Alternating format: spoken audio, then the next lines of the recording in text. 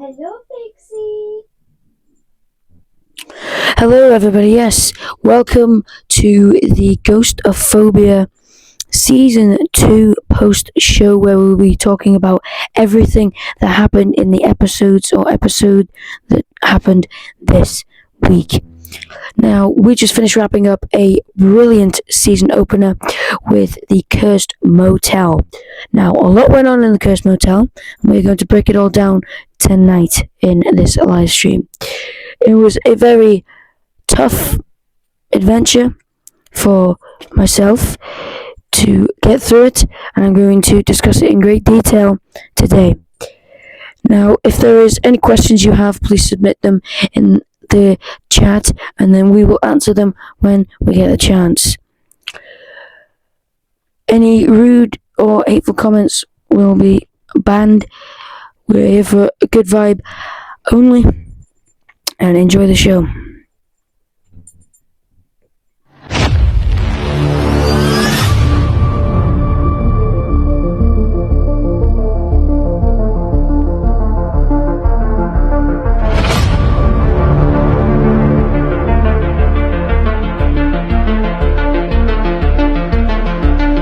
Edward's roadside haven became a hotbed of paranormal activity.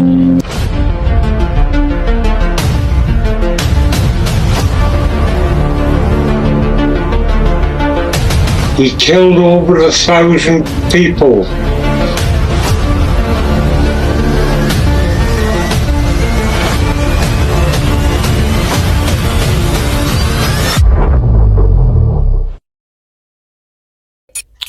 Well, yes, a lot went down, as you just saw, and it's really interesting how, because originally this very video was supposed to be for season 1, but Stephen and Sue both declined for me to go and investigate, which is really confusing, considering they were the one who originally begged for help with their situation, and I showed up, but they then said that I was not allowed on the premises, which is rather confusing, considering if you are somebody who is desperate for help, the last thing that you would want to do is take the ghost hunter out of your property. However, this time I returned because in 2016 they had a traumatic experience, and they recently moved back in, and they wanted a ghost investigation to see if the ghostly activity had given up because of the serial killer who used to live in the premises and hide bodies on the property, which is just absolutely insane. And that's one thing that I just cannot get over. How, as some of you know, if you haven't seen the episode, spoilers, but I was in the house of the serial killers. They were the serial killers, which really frightened me, because after really putting the pieces together and then finding out who the actual killers were, and I linked everything together, and it was them all along. They were the serial killers, and that's why they were so weird towards me and the crew, and because they were serial killers, which to this day, it's like really weird to think that I was in that place and they could have just killed me. Like I was vulnerable to being literally killed. And that's why the bloody hand on the doorstep, that's why the caution tape, and that's why the body bag and the weird looks and the security cameras that he was cutting something up in that room, which is really just, it's still, like I said, to this day scares me, because I could go on. I think you get my emotions. Now, I obviously entered, lost. I didn't know where I was going, and then I did eventually find my way, which is where I opened the gate and saw the bloody handprint, or the bloody actual full human hand on the floor, which I was tempted to just run back at that point. But it could have just been a little hoax, you know what I mean? It was Halloween season, after all. Could have been some kids setting something up, I don't know. But then obviously I'd later discover that that was not the case, and it was a human being's hand. But I think that, because the second I actually walk onto the property, I hear a weird sound next to me, and then I actually walk forward towards the house where I'm prepared to do the investigation, and then creepy music starts playing, like terrifying music, which was not a very warm welcome to me at all. And I'm by myself here, look like no one around me, and then I see the owner staring at me through the window, which is very uncomfortable. It's very, very uncomfortable. Again, just to think that I was in that place, and they could have easily killed me. It's a weird feeling. It might be the right place.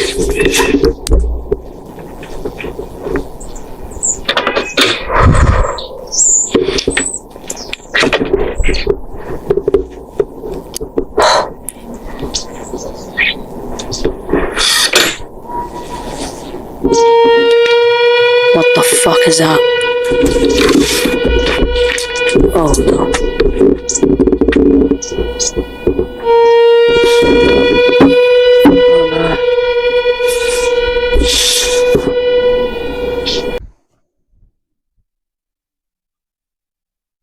Yes, as you can see there, like creepy music playing, and not a very warm welcome at all. Like, I'm just trying to walk in, and then there's weird music playing. It's just not very welcoming. I still cannot identify what the music was to this day. It was weird music, and what was going through my head in that moment was just fear, pure fear, and I'm sure people aren't surprised, because it's not every day that, I mean, you first of all investigate something like this, but second, when you're welcomed, they play music to try and,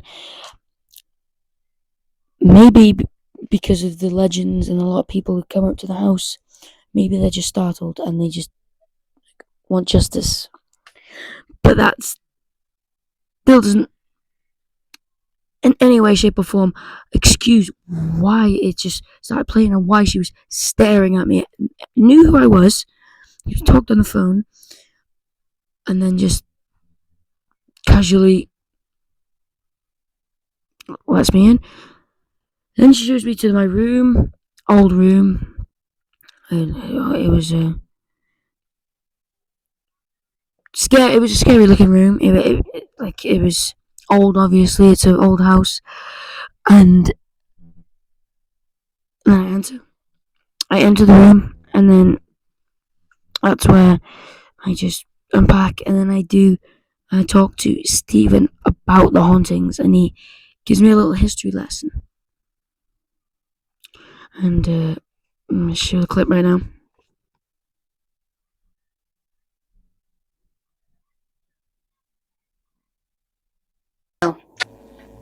A long time ago, somebody rented this place, but he was a serial killer. He killed many people around this area. He was a mass murderer and he enjoyed it. He wouldn't stop killing. He killed over 1,000 people in this place, and in the town he was an evil man. And that's why this place is so haunted. A lot of people call this place the most haunted place on the planet. And we agree that it's terrifying at night. You hear things in the day and you see things. It's terrifying. Every inch of this house is haunted. We feel like we have eyes staring at us at every second. It's horrific. The main ghost's name is Henry. He was once one of the victims, and he haunts this place. He has left a curse, hence our name is Curse Motel. That's all I can tell you, that I'm afraid.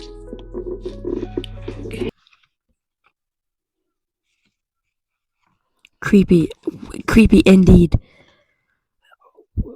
Still talks a bit about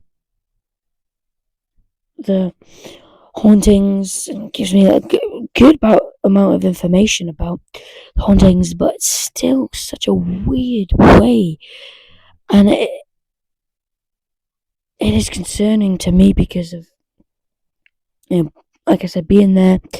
Sue's staring at me from the other seat. It's concerning, and I was 100% concerned in that moment for my life as well, because I'm not that used to talking to interviewing people. I'm not an interviewer, but I got through it. Somehow, surprisingly, I got through it. But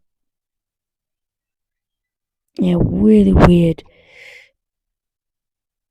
Just the way I was slow talking and all this. It was just weird to loads of levels, and it really made me think that I should leave.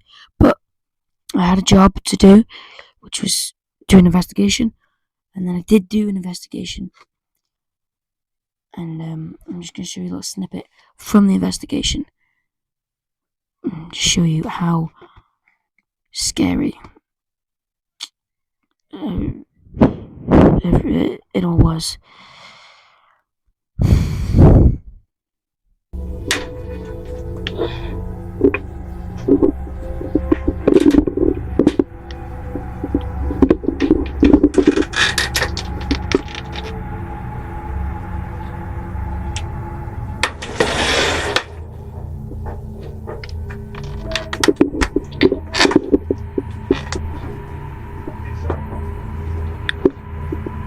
Spiked a little bit then.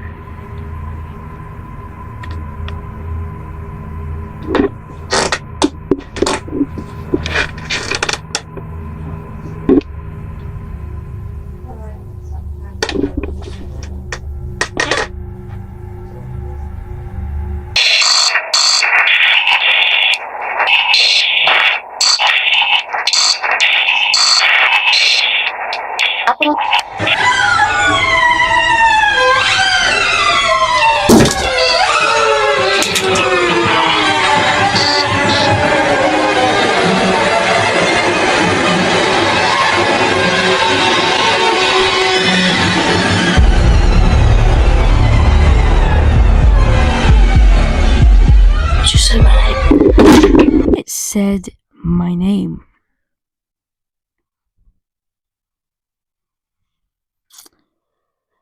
I have never been so afraid in all of my life. Afraid for my life. It knew my name, my real name, which concerned me.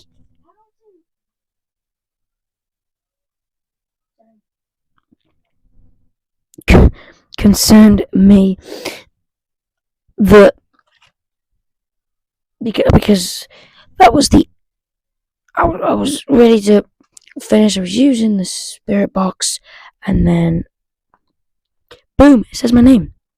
Don't know how it knows my name because I didn't give any, like, oh, my name is, this and that, but it just said my name, and it's again concerning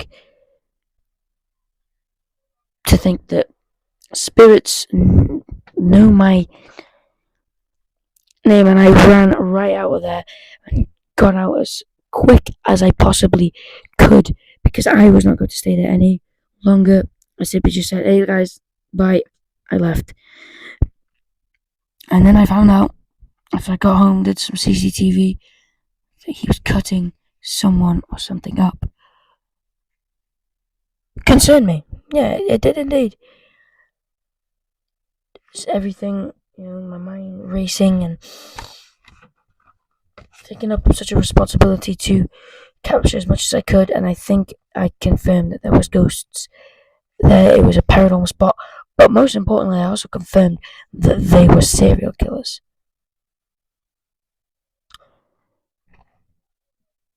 I don't know if they're going to jail. Now, if you're wondering how I was able to confirm 100% that they were serial killers, well, I simply just matched everything up. Evidence, photos, and all that of the house when they discovered that there were murders. They even interrogated them. I watched a bit of footage, and it definitely left one hell of a toll on me because of everything that's going on.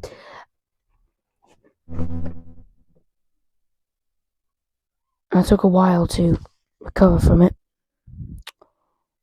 but I recovered.